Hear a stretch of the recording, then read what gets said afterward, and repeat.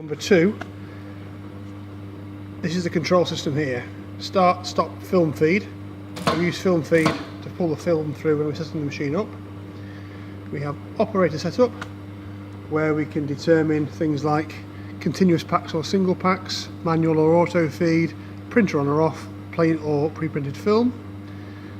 And then we have engineer setup, enter the password, which is basic, B-A-S-I-C.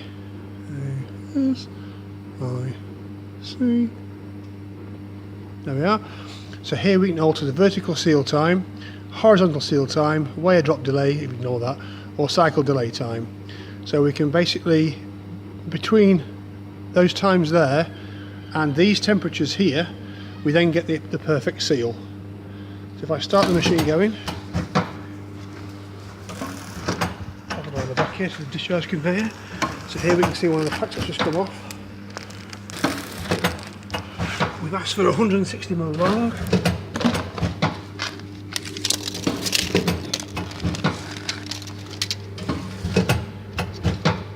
Which it is. It's a good strong pack, airtight, little nick in there as well. So hopefully it'll serve you well.